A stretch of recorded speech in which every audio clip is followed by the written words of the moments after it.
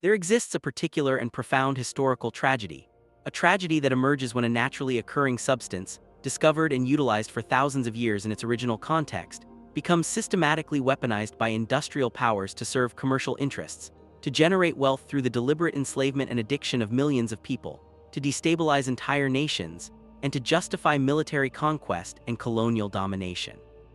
This is the story of opium, a substance derived from the opium poppy that has been known and used by human beings for at least 6,000 years, that has been integrated into medical practice and spiritual traditions across Asia, the Middle East, and eventually Europe and the Americas, that became the instrument through which the British Empire conducted one of the most calculated and morally devastating episodes of imperial exploitation in modern history. The opium trade, particularly Britain's forced imposition of the opium trade on China in the 18th and 19th centuries, represents one of the clearest examples in history of how imperial powers used addictive substances as instruments of economic exploitation and political domination, how profit maximization can override all moral and ethical considerations, and how entire nations can be deliberately poisoned to serve the interests of commercial and imperial powers. The history of opium extends back into the depths of human civilization, into periods so ancient that written records are scarce and archaeological evidence becomes the primary source of knowledge about human interaction with this remarkable plant. Archaeological and historical evidence suggests that the opium poppy has been known to human beings for at least 6,000 years, with evidence of opium use dating back to the Sumerians of ancient Mesopotamia, one of the earliest civilizations of which we have substantial historical record. The Sumerians, who developed writing systems and complex urban societies in the fertile regions between the Tigris and Euphrates rivers, referred to the opium poppy as the joy plant, a designation that indicates they were keenly aware of the plant's psychoactive properties and that they valued the substance for the altered states of consciousness it could produce. The Sumerians appear to have used opium for both medicinal purposes, treating pain and various ailments, and for its psychoactive effects, integrating opium into their medical and spiritual practices in ways that shaped Sumerian culture and society. The Sumerian use of opium represents one of the earliest documented instances of human interaction with psychoactive substances, representing an ancient recognition that naturally occurring plants could be used to alter consciousness, to treat disease, to enhance spiritual experience. The integration of opium into Sumerian society appears to have occurred without the massive social disruption that would characterize opium use in later centuries, suggesting that opium use in appropriate contexts and in traditional settings could be integrated into society without creating the addiction epidemics that would later devastate populations exposed to opium through commercial mechanisms. The Sumerian understanding of opium and the Sumerian integration of opium into medical and spiritual practice established a pattern that would be repeated in subsequent civilizations. The use of opium for specific therapeutic purposes, the recognition of opium's properties and dangers, the integration of opium into traditional medical systems. The opium poppy spread throughout the ancient world through trade routes and through the diffusion of knowledge about the plant's remarkable properties, establishing patterns of opium trade and opium use that would persist for thousands of years. The ancient Egyptians, builders of pyramids and developers of sophisticated civilizations along the Nile River, became aware of opium and incorporated it into their medical practices with sophistication and care. Egyptian physicians, having developed extensive medical knowledge and having created the first organized medical systems in human history, used opium to treat pain, to promote sleep, to treat various ailments including gastrointestinal disorders and respiratory conditions. Opium became integrated into Egyptian medicine and became valued as a therapeutic substance of significant importance. The ancient Egyptians exported opium as a commodity and as a trade good, recognizing the substance's value and its demand among other civilizations. Opium became one of the products of ancient trade, moved along trade routes throughout the Mediterranean region and beyond, distributed to markets in Phoenicia, in Greece, in Rome, establishing patterns of opium commerce that would persist for centuries. Egyptian records document the use of opium in medical contexts, with papyri describing opium preparations and opium uses in treating various conditions. The Egyptian understanding of opium was sophisticated and was based on centuries of careful observation and medical practice. Egyptian physicians understood opium's analgesic properties, understood its capacity to promote sleep, understood that excessive use could cause problems. The Egyptian integration of opium into medical practice represented a model of controlled use. Opium was used for specific medical purposes. Opium was prescribed by physicians with knowledge of appropriate dosing. Opium was understood within a medical framework rather than as a recreational substance to be consumed without restraint. The ancient Greeks and Romans also became familiar with opium and integrated it into their sophisticated medical systems developed through centuries of careful observation and medical innovation. Greek physicians, including the famous physician Hippocrates, who is often called the father of medicine and whose oath still guides physicians in the contemporary era, used opium to treat pain and various conditions. Hippocrates documented opium's properties, described its effects, and prescribed opium for specific medical indications, establishing patterns of medical opium use that would be followed by subsequent physicians. Roman physicians, building on Greek medical knowledge and adding their own innovations and observations, used opium extensively throughout the Roman Empire. Opium became a standard pharmaceutical in the ancient Mediterranean world, available in medical preparations, used by physicians with understanding of appropriate dosing and appropriate applications. The Roman physician Galen, one of the most influential medical figures in ancient history, wrote extensively about opium, documented opium's properties, and used opium extensively in his medical practice. Galen's writings on opium would influence medical practice for more than 1,000 years, establishing opium as a legitimate medical substance with specific therapeutic applications. The Roman understanding of opium was sophisticated and was based on centuries of careful observation and medical practice. Roman physicians understood opium's dangers, understood that excessive use could cause addiction, understood that opium should be used carefully and in appropriate doses. The Roman integration of opium into medical practice established patterns of controlled use that would characterize opium use in medical contexts for centuries. The ancient world developed sophisticated knowledge about opium's properties, about the effects of different doses, about the addiction potential of the substance, about the dangers of excessive use, based on centuries of careful observation and experience using the substance. This ancient knowledge would be preserved and transmitted through subsequent centuries, would influence medical practice in the Islamic world, would eventually reach Europe through contact with Islamic medicine, would establish a tradition of medical opium use that persisted from ancient times through the 19th century. The integration of opium into Islamic medicine and practice occurred as Islamic civilizations rose and expanded across the Middle East, North Africa, and Central Asia, establishing new patterns of opium use and new understanding of opium's properties. Islamic physicians, building on Greek and Roman medical knowledge that had been preserved and transmitted through Arabic scholarship, and adding their own innovations developed through centuries of medical practice, developed extensive knowledge of opium's medicinal properties. Opium became integrated into Unani medicine, a sophisticated medical system that developed in Islamic regions and that remains practiced in some regions today, and into other Islamic medical traditions, including Ayurvedic medicine. Opium was valued as a pain reliever, as a sleep aid, as a treatment for various conditions including diarrhea and respiratory ailments. Islamic pharmacists developed sophisticated preparations of opium, creating tinctures and mixtures that allowed for more precise dosing and for better control of opium's effects. The Islamic medical tradition preserved and expanded upon the knowledge of opium that had been developed in ancient civilizations, maintaining patterns of controlled medical use while developing new understanding of opium's properties. Islamic physicians documented opium's effects, described how opium affected different conditions, prescribed opium for specific medical indications with careful attention to dosing. The Islamic world developed extensive knowledge about opium's properties through centuries of careful medical practice, and through systematic observation of opium's effects on different patients in different conditions. The preservation of ancient medical knowledge through Islamic scholarship ensured that the sophisticated understanding of opium developed in ancient civilizations would be transmitted to subsequent eras and would influence medical practice in Europe and beyond. The development of the Silk Road trade routes during the Islamic period facilitated the spread of opium knowledge and opium trade throughout Asia and eventually to Europe.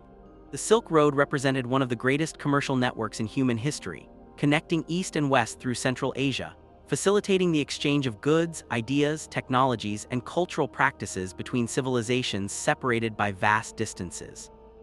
Opium became one of the commodities traded along the Silk Road, moving from opium-producing regions in the Middle East and in India to markets in Central Asia, in China, in Europe. The Silk Road trade in opium established patterns of opium commerce that would persist for centuries and would eventually create the conditions for the emergence of large-scale opium trafficking. The spread of opium to Asia, particularly to India and to China, occurred through trade and through cultural contact between civilizations facilitated by the Silk Road trade routes. The opium poppy began to be cultivated in India, and India became a major center of opium production, developing agricultural practices optimized for opium cultivation and for the processing of opium into refined forms suitable for trade and for consumption. Indian opium was of high quality and became a valuable trade good, sought after in markets throughout Asia and eventually throughout the world. Indian opium became particularly valuable because India's climate and soil conditions were optimal for opium poppy cultivation, allowing India to produce opium of exceptional quality and in large quantities. Opium trade along the Silk Road brought opium and opium knowledge throughout Asia, establishing trading networks that would persist for centuries and that would eventually become integrated into European commerce. Opium became known in China at least by the 9th century, arriving through trade from Islamic regions and from India, brought by merchants seeking profit and by travelers seeking the exotic substances available in distant markets. The introduction of opium to China marked the beginning of a relationship between Chinese civilization and opium that would eventually become one of the most significant and most tragic relationships in human history. Initially, opium use in China was limited to medical and spiritual contexts, following patterns established in other civilizations where opium had been integrated into medical systems and into spiritual practices. Opium was used in Chinese medicine, becoming incorporated into the sophisticated system of traditional Chinese medicine that had developed over centuries and that remains influential in contemporary Asia. Opium was used to treat pain, to treat diarrhea, to treat various conditions, integrated into the Chinese Materia Medica, the catalog of medicinal substances used in traditional Chinese medicine. Opium was also used in spiritual and religious contexts, incorporated into religious rituals and practices by Taoist and Buddhist practitioners who valued the substance for its capacity to produce altered states of consciousness and spiritual experiences. For centuries, opium use in China remained relatively limited and remained integrated into medical and spiritual practice, not yet becoming a mass phenomenon or a widespread social problem. The situation in China regarding opium remained relatively stable for many centuries, with opium available in markets, used by physicians and spiritual practitioners, integrated into Chinese culture in controlled and limited ways. Opium was not the dominant drug of choice in China. Alcohol had been consumed for thousands of years and remained far more commonly consumed. Tea had become increasingly popular, particularly among educated segments of society, and various other substances played roles in Chinese culture and medicine. Opium was used medicinally and was available in markets, but was not widely used recreationally and had not become a mass phenomenon. The integration of opium into Chinese medical practice was based on the same principles that governed opium use in other medical traditions: use for specific therapeutic purposes, use in controlled doses calibrated to individual patients and conditions, understanding of the substance's properties and dangers, recognition that excessive use could cause problems. This equilibrium would persist for many centuries, maintaining a balance between opium's medical utility and the prevention of widespread addiction and social harm. The situation in China regarding opium underwent a dramatic and catastrophic transformation in the 18th century with the emergence of opium smoking as a recreational practice, and as a method of administration that produced more intense and more immediate psychoactive effects than previous forms of opium consumption. The development of opium smoking, the inhalation of smoke from burning opium, created a new method of administration that fundamentally altered the nature of opium use in Chinese society, and that would eventually create one of the largest addiction epidemics in human history. Where previous methods of opium consumption had produced relatively modest psychoactive effects that could be integrated into medical practice or spiritual activity, opium smoking produced intense, powerful, immediately felt psychological effects that created intense pleasure and intense craving for repeated use. The inhalation of opium smoke allowed the opium alkaloids to reach the brain rapidly through the lungs, bypassing the slower absorption that occurred with oral consumption, producing effects within minutes that created powerful reinforcement and drove users to consume opium repeatedly. The development of opium smoking appears to have begun in China, possibly emerging from the practice of smoking tobacco that had been introduced to Asia from the Americas through early European contact. Chinese users familiar with the practice of smoking tobacco appear to have adapted this practice to opium, developing techniques for smoking opium that allowed for efficient delivery of opium alkaloids, and that created the intense effects that would characterize opium smoking. The development of opium smoking may also have been influenced by the practice of smoking opium mixed with tobacco, which would have created intense psychoactive effects and would have driven the development of pure opium smoking as users sought even more intense effects. The precise origins of opium smoking remain somewhat unclear, but what is clear is that opium smoking emerged in China in the 18th century and would rapidly spread through Chinese society, creating an addiction epidemic of unprecedented scale. Opium smoking became increasingly popular among certain segments of Chinese society, initially among wealthy and educated people who had access to expensive opium supplies and who had the leisure time to pursue recreational drug use. The practice began to spread more widely through Chinese society as opium became more available, as prices declined with increased availability, as more people became aware of opium's effects and became interested in experiencing the intense pleasure that opium smoking could produce. Opium smoking dens, establishments dedicated to the consumption of opium, began to emerge in Chinese cities, creating spaces where opium users could gather, could consume opium, could socialize while under the influence of opium.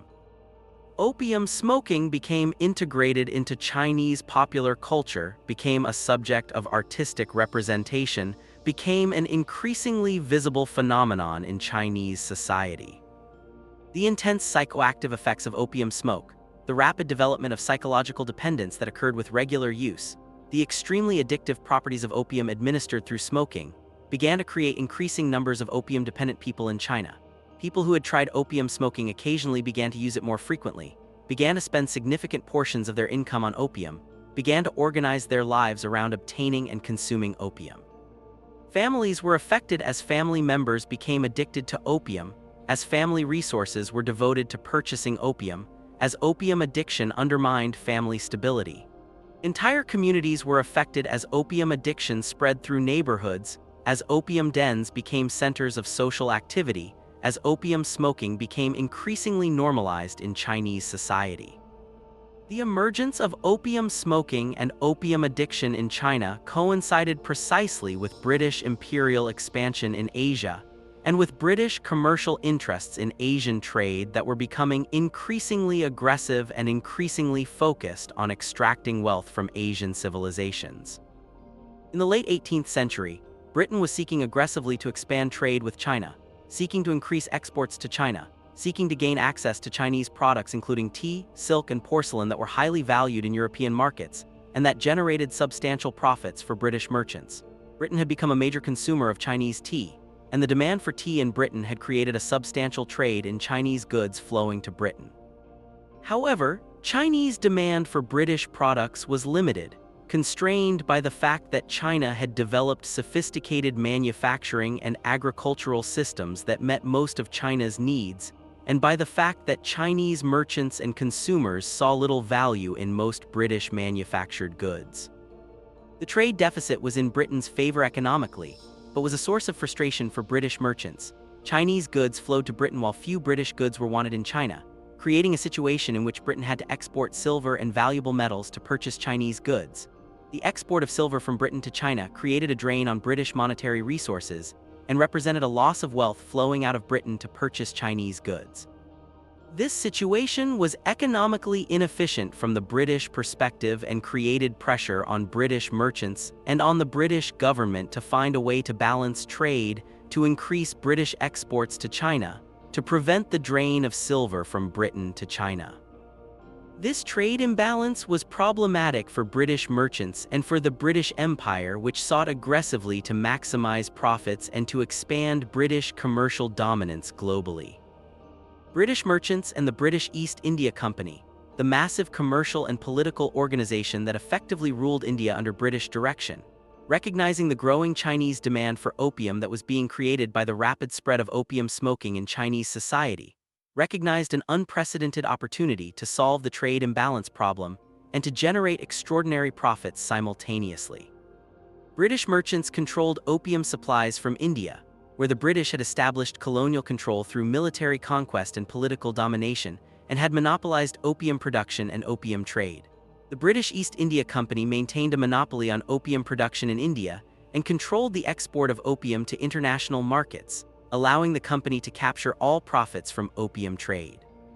British merchants began to systematically export Indian opium to China, supplying the growing Chinese demand for opium that was being created by the rapid spread of opium smoking in Chinese society. The trade was extraordinarily profitable, generating wealth on a scale that exceeded most legitimate commercial activities, and that made opium one of the most valuable commodities in British imperial commerce. Indian opium could be produced cheaply in India through colonial labor systems that kept wages minimal and that extracted maximum value from Indian agricultural production. The opium could be transported to China, where demand was growing exponentially and where prices were extremely high due to scarcity. The difference between the cost of production in India and the selling price in China represented extraordinary profit margins that made opium trade far more profitable than most other commercial activities. The opium trade allowed British merchants to extract enormous wealth from India and simultaneously to expand British trade with China, solving the trade deficit problem while generating profits that accumulated in British merchant hands and in British imperial coffers. The expansion of opium exports from India to China occurred systematically, with the British East India Company organizing opium production to maximize output and organizing the export of opium to maximize profits. The quantity of opium flowing from India to China increased exponentially, with opium becoming one of the largest commodities in British trade with Asia. The profits from opium became so significant that the British East India Company became fundamentally dependent on opium profits for its financial viability and for its capacity to maintain control over India. However, the Chinese government, recognizing the dangers that opium addiction posed to Chinese society, recognizing that opium addiction was undermining public health and social stability at an accelerating rate, recognizing that the opium trade was draining wealth from China as Chinese consumers purchased opium with silver and with valuable goods, recognized the existential threat that opium posed to Chinese civilization. Chinese officials began to express concern about opium, began to understand that opium addiction was becoming a serious problem, began to recognize that the flood of opium flowing into China from British merchants was creating an addiction epidemic. Chinese emperors issued edicts attempting to suppress opium smoking and attempting to restrict opium trade, recognizing that opium posed a threat to Chinese society that required government action. The Chinese government sought desperately to protect Chinese society from the damages of opium addiction, understanding that if opium addiction continued to spread, it would undermine Chinese society, would drain Chinese wealth, would destabilize Chinese government authority. The Chinese government attempted to restrict and prohibit the opium trade through various regulatory mechanisms, attempting to ban opium imports, attempting to punish opium smokers, attempting to eliminate opium use through law enforcement and through moral suasion. The Chinese government recognized that the opium trade was serving the interests of British merchants and was harming Chinese society, recognized that this was a fundamental conflict of interest, recognized that the only solution was to eliminate the opium trade. But the British merchants and the British government, committed entirely to the opium trade and to the extraordinary profits that opium generated, unwilling to accept restrictions on a trade that was extraordinarily profitable, and that was becoming central to British imperial commerce, refused to accept Chinese restrictions on the opium trade. The British merchants continued to smuggle opium into China despite Chinese prohibitions, developing elaborate smuggling operations that circumvented Chinese government efforts to restrict opium imports. British merchants worked with Chinese intermediaries, with corrupt Chinese officials, with criminal organizations to smuggle opium into China, to evade Chinese customs enforcement, to continue the flow of opium despite Chinese government prohibition. The British government supported British merchants in their resistance to Chinese restrictions on opium, viewing Chinese attempts to restrict the trade as unfair restrictions on commerce and as violations of the principles of free trade that Britain was promoting globally. The British government's position was that China had no right to restrict the importation of goods that British merchants wished to sell, that free trade principles required that merchants be free to sell whatever goods they could produce, that restrictions on trade were economic barriers that violated the principles of commerce that should govern relationships between nations. The British government began to view Chinese restrictions on the opium trade as unjust impediments to commerce, as violations of free trade principles, as actions that justified British retaliation. The conflict between Chinese government attempts to restrict the opium trade and British merchants' determination to continue and expand the opium trade eventually erupted into open military conflict that would reshape the history of China and of global commerce. The escalation toward military conflict occurred gradually, with British merchants and British government officials becoming increasingly aggressive in their defense of the opium trade and increasingly hostile to Chinese government restrictions on opium. British merchants portrayed Chinese government restrictions as unfair and as unjust, as violations of the rights of British merchants to conduct commerce freely. British government officials began to view the conflict over the opium trade as a question of British honor, as a test of whether Britain would allow itself to be restricted by a non-Western government, as a matter of principle regarding Britain's capacity to enforce its commercial interests globally. The conviction grew that military force would be necessary to overcome Chinese resistance to the opium trade, to establish Britain's right to traffic in opium, to demonstrate British military power. By the 1830s, the situation had become increasingly tense, with British merchants frustrated by Chinese restrictions on opium, and with the Chinese government becoming increasingly desperate to eliminate the opium trade. The appointment of Lin Zexu as a special imperial commissioner to eliminate the opium trade marked an escalation of Chinese government commitment to suppressing opium, represented a decision to take aggressive action against opium traders and against the opium trade. Lin Zexu, a respected official with a reputation for incorruptibility and for commitment to public welfare, took office with the mandate to eliminate the opium trade and to protect Chinese society from opium addiction. Lin Zexu began to confiscate opium from British merchants, began to threaten severe punishment for opium trafficking, began to organize campaigns against opium smoking. Lin Zexu's actions were bold and uncompromising, representing a genuine effort to eliminate the opium trade despite the power of British merchants and despite the opposition of the British government. The First Opium War, fought between Britain and China from 1839 to 1842, represented a military conflict explicitly fought to protect the right of British merchants to traffic in opium into China, and to protect the right of Britain to extract wealth from China through opium trade. The war was triggered by the actions of Lin Zexu, who seized large quantities of opium from British merchants' warehouses and destroyed the opium in a public ceremony designed to demonstrate Chinese government commitment to eliminating the opium trade. Lin Zexu's confiscation and destruction of opium represented the most aggressive action that the Chinese government had taken against the opium trade, represented a direct challenge to British merchants' property rights and to the British government's protection of merchants' commercial interests.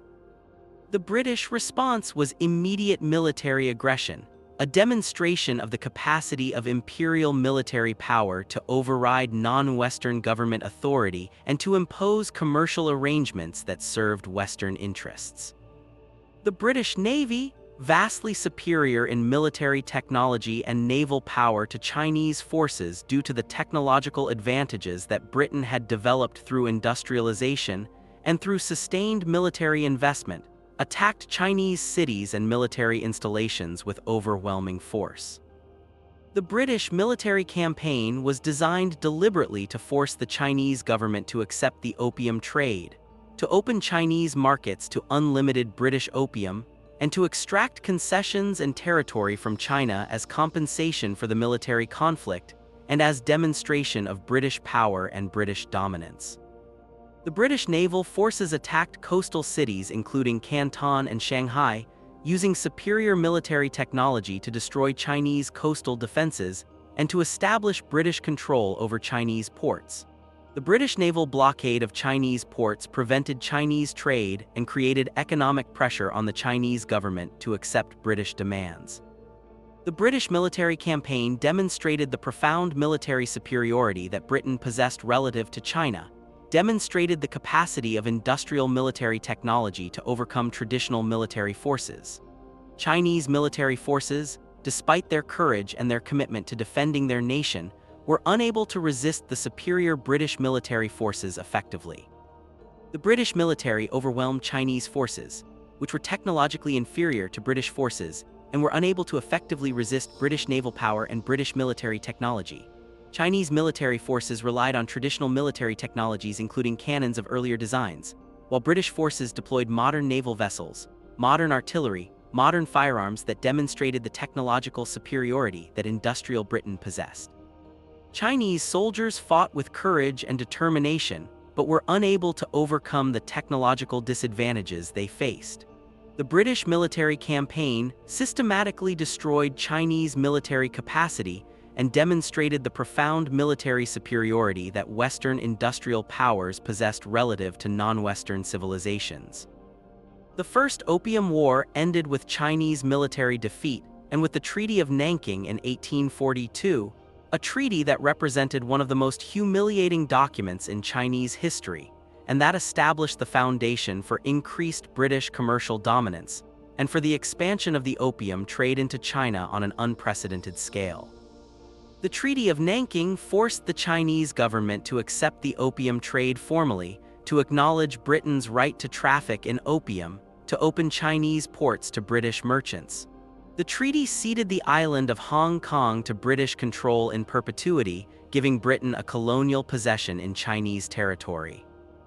The treaty forced China to pay reparations to Britain for the cost of the military conflict, extracting wealth from China to compensate Britain for the expenses of waging war to force the opium trade on China. The treaty represented a humiliating defeat for China and established the foundation for increased Western dominance in China, and for the expansion of the opium trade into Chinese society at a scale that would create a mass addiction epidemic affecting millions of Chinese people. The treaty established precedents for subsequent treaties that would further open China to Western commercial dominance, established patterns of unequal treaties that would characterize China's relationship with Western powers for more than a century. The Treaty of Nanking was the first of what came to be known as the unequal treaties, treaties in which China was forced to accept terms that were highly disadvantageous to China and highly advantageous to Western powers. The First Opium War was followed by the Second Opium War, fought from 1856 to 1860, fought again between Britain and France allied together against China, fought again with the objective of protecting and expanding the opium trade and of extracting additional concessions from the Chinese government. The Second Opium War was triggered by disputes over British trading rights and over Chinese enforcement of treaty provisions, by British demands for further opening of Chinese markets, by conflicts over British merchants' activities in China. The Second Opium War resulted in additional Chinese military defeats, in additional treaties ceding territory and trade concessions to Britain and France, and in further opening of Chinese markets to British and French opium. The military victories in the Opium Wars established Britain's dominance in East Asian trade and established the opium trade as a cornerstone of British imperial commerce in Asia, a foundation of British wealth extraction from Asian civilizations.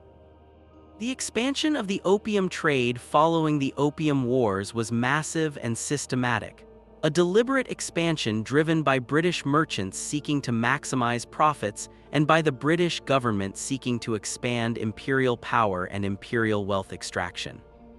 The quantity of opium flowing into China increased dramatically year after year, with British merchants organizing large-scale importation of opium into Chinese ports, with the British East India Company expanding opium production in India to supply the expanding Chinese market.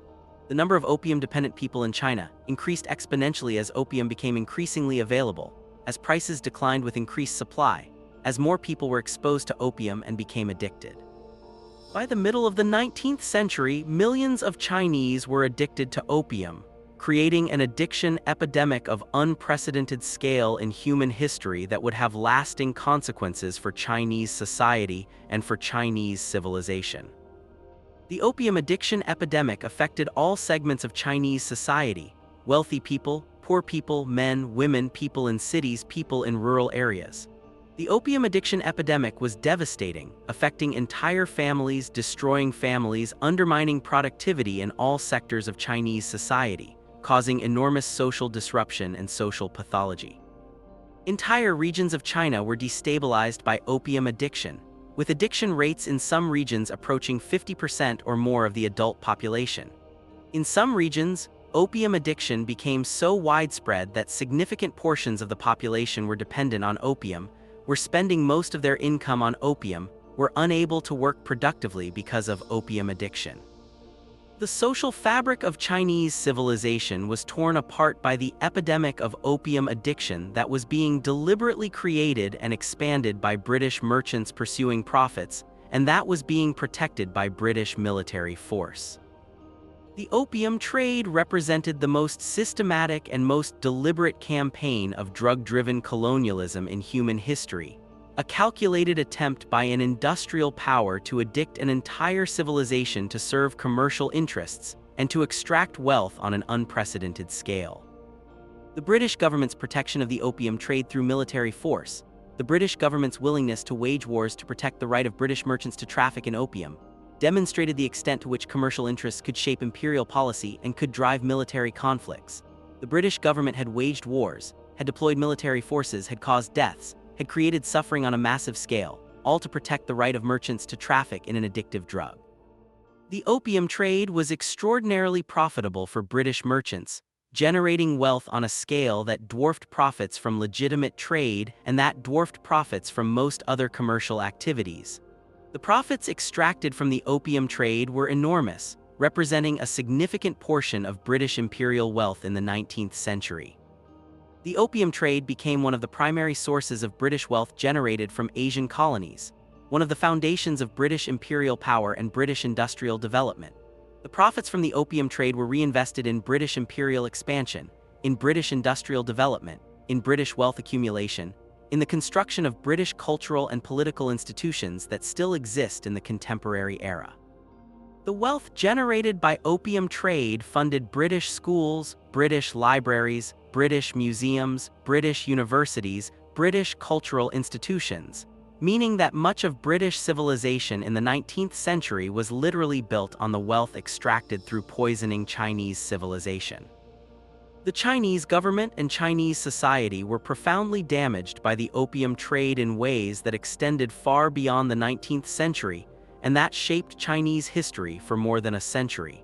The addiction of millions of Chinese people to opium represented a devastating public health crisis of unprecedented scale and unprecedented impact. Opium addiction undermined productivity across Chinese society, undermined education by making students unable to concentrate on learning, undermined family life by making family members unable to function effectively, and by redirecting family resources and family attention toward obtaining opium.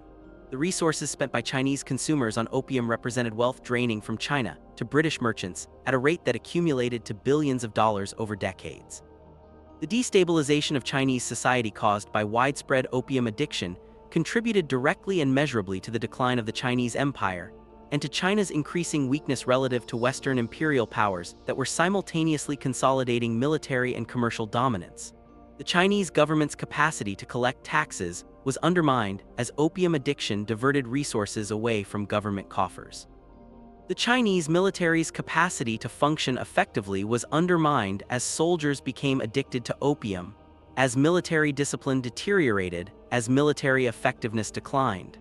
The Chinese bureaucracy's capacity to administer effectively was undermined as officials became addicted to opium, as government administration became corrupted by opium-dependent officials. The destabilization of Chinese institutions caused by widespread opium addiction created conditions for political instability, for civil conflict, for the emergence of warlords, and for the fragmentation of Chinese political authority. The deliberate introduction and expansion of opium addiction in China was a key mechanism through which Britain extracted wealth from China, and through which Britain established dominance over China in ways that would persist for more than a century. The Opium Wars had demonstrated British military superiority, but the opium trade demonstrated the capacity of Britain to control Chinese society through addiction and through commercial dominance. The combination of military defeat and economic domination through the opium trade left China weakened, destabilized, and unable to resist further Western imperial expansion and further extraction of Chinese wealth and Chinese resources. The opium trade in China also highlighted the moral bankruptcy of British imperial capitalism in extraordinarily stark ways that were recognized even by some contemporaries as profound moral failure. British merchants and the British government deliberately sought to addict millions of Chinese people to opium in order to generate profits that accumulated in British merchant hands and in the British imperial treasury. The British government went to war against China to protect the right of British merchants to traffic in an addictive drug that was destroying Chinese civilization. The British government forced China to accept the opium trade through military conquest and military domination. The deliberate poisoning of an entire nation to serve commercial interests represented an extraordinarily clear example of how imperial capitalism could override all moral and ethical considerations in pursuit of. The impacts of the Opium Wars on Chinese national consciousness were profound and lasting, shaping Chinese understanding of history and Chinese international relations for more than a century. The military defeats, the forced opening of China to Western commerce, the treaty system that gave Western powers extraterritorial rights in Chinese territory and special commercial privileges that other nations did not possess, all of these were experienced as profound humiliations by Chinese officials and by Chinese society more broadly. The period of Western dominance that followed the Opium Wars became known in Chinese history as the Century of Humiliation, a period of shame and of foreign dominance that shaped Chinese national consciousness profoundly, and that influenced Chinese politics, Chinese culture, and Chinese international relations for more than a century. The memory of the Opium Wars and of the forced acceptance of the opium trade became a defining moment in Chinese history, a moment that symbolized Chinese weakness relative to Western imperial powers, a moment that demonstrated the capacity of Western powers to impose their will on non-Western civilizations through military force. The humiliation of the Opium Wars motivated subsequent Chinese efforts to modernize, to develop military capacity, to recover Chinese sovereignty, to establish China as a power that could resist Western domination. The memory of the opium trade and of the Opium Wars remained central to Chinese national consciousness and to Chinese national identity throughout the 20th century and into the 21st century. The Opium Wars represented a turning point in global history, marking the beginning of the era in which Western imperial powers would dominate non-Western civilizations through military force and through commercial exploitation. The success of Britain in forcing the opium trade on China established a pattern and a precedent, demonstrated that Western military and commercial power could overcome non-Western resistance, demonstrated that Western imperial powers could extract wealth from non-Western nations on a massive scale. The pattern established by the Opium Wars would be replicated in subsequent conflicts, would characterize Western imperialism throughout the 19th and early 20th centuries, would establish patterns of Western dominance that would persist well into the contemporary era. While the British were forcing opium on China and were waging wars to protect the opium trade, opium addiction was also becoming increasingly prevalent in Britain and in other Western nations, a development that created a profound contradiction in British society and in British imperial policy. The 19th century saw the widespread availability of opium in Britain, in the United States, and in other Western countries, made possible by the enormous quantities of opium being produced in British-controlled India, and by the integration of opium into Western pharmaceutical systems and into Western popular consumption. Opium was available as a medicine, was incorporated into various patent medicines and tonics that were sold without prescription, was available in opium dens where people gathered to smoke opium and to socialize while under the influence of opium. Opium addiction became increasingly common among all segments of society in Britain, from wealthy and educated people including writers, artists, and professionals, to poor and working-class people struggling with the difficulties of industrial life. The 19th century saw the development of opium addiction among middle-class and upper-class British women, who were often prescribed opium for menstrual pain and for various conditions, and who became addicted to opium through repeated prescription use. The 19th century saw the development of opium addiction among soldiers returning from wars in India and in other imperial territories where opium was readily available and widely consumed. The situation in Victorian Britain regarding opium was remarkably different from the official British response to opium in China, creating a profound contradiction and hypocrisy in British imperial policy. While the British government was forcing opium on China through military force and commercial pressure, while British merchants were deliberately expanding opium addiction in China to maximize profits, opium was legally available and was widely used in Britain. Opium was incorporated into various medications and remedies that were available without prescription from pharmacists, from street vendors, from various commercial sources. Opium was available in patent medicines that were marketed widely for pain relief, for sleep disturbances, for various ailments, medicines that were advertised in newspapers and popular magazines.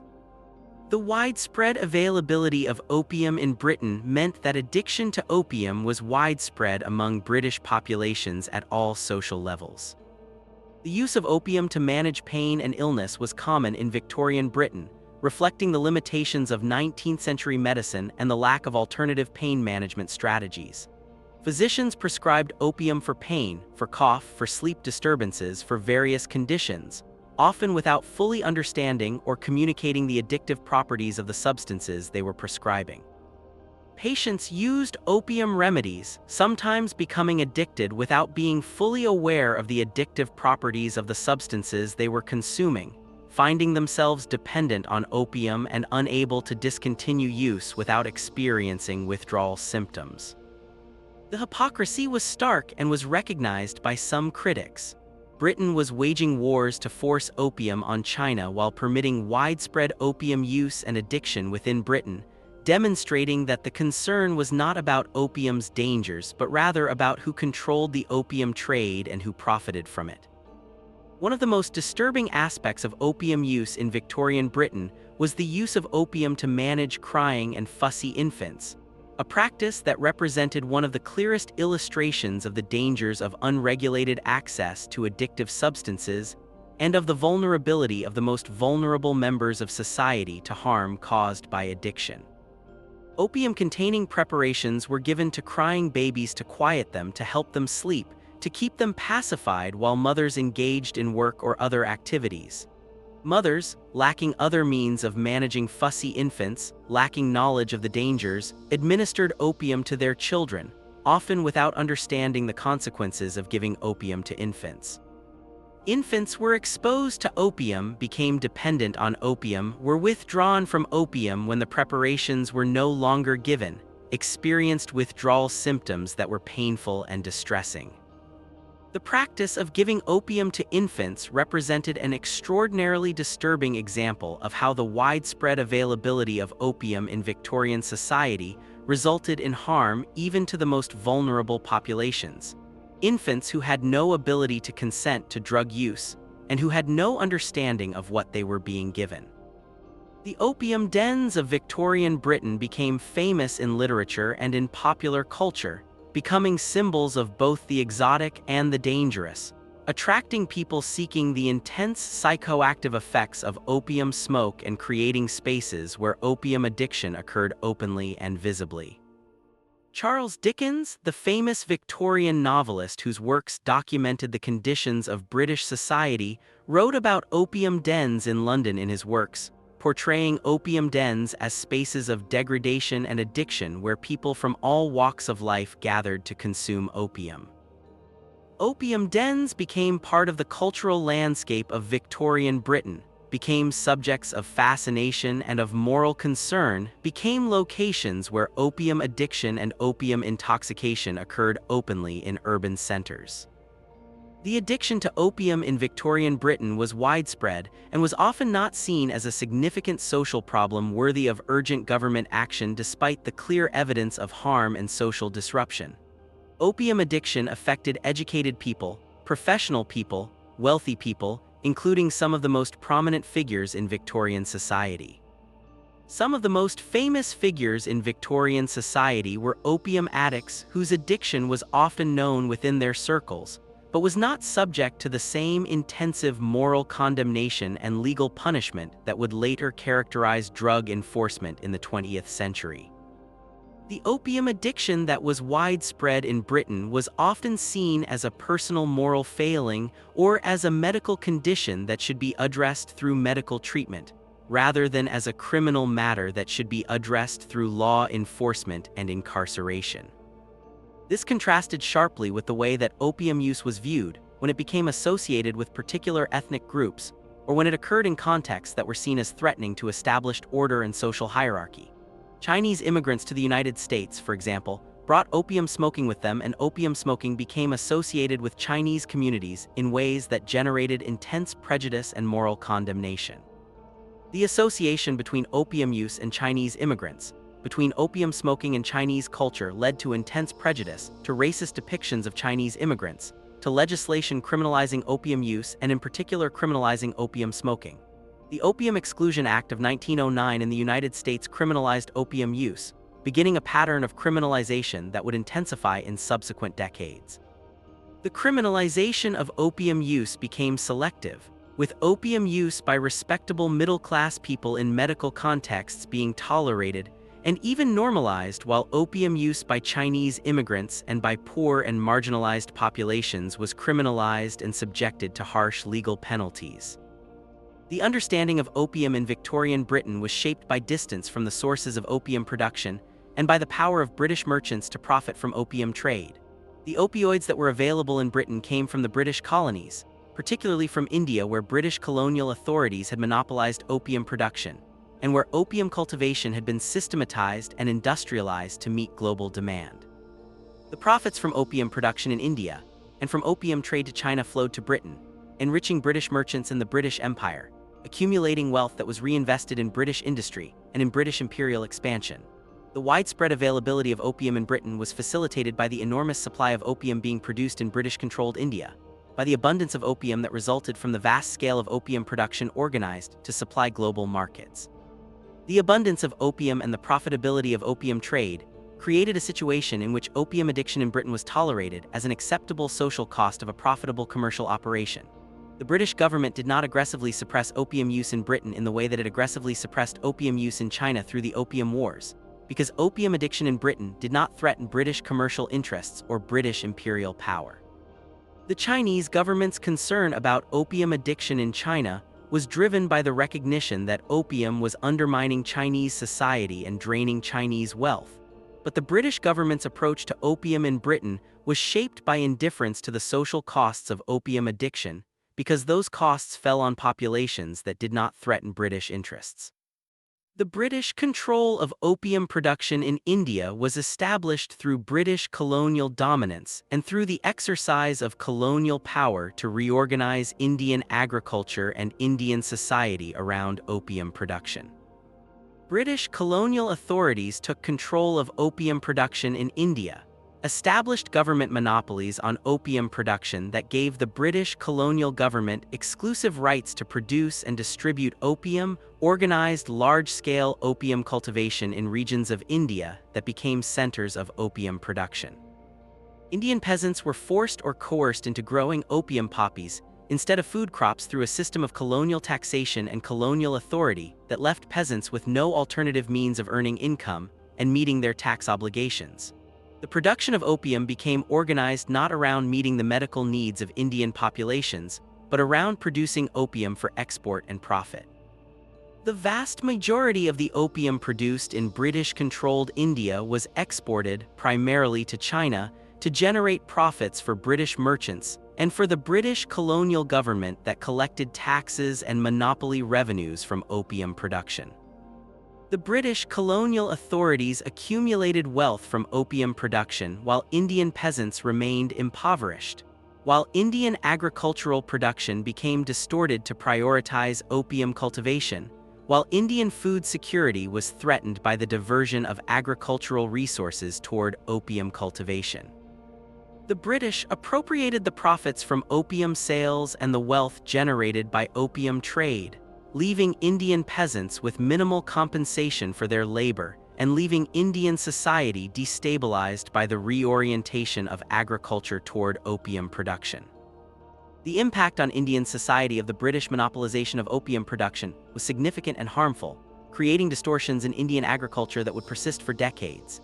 Indian peasants who were forced to grow opium instead of food crops suffered from the redirection of agricultural resources toward opium cultivation. Food production declined, while opium production expanded, creating food shortages and food insecurity in regions where opium cultivation had expanded. The British appropriated the profits from opium sales, leaving Indian peasants with minimal compensation and leaving Indian society impoverished despite the wealth generated by opium trade.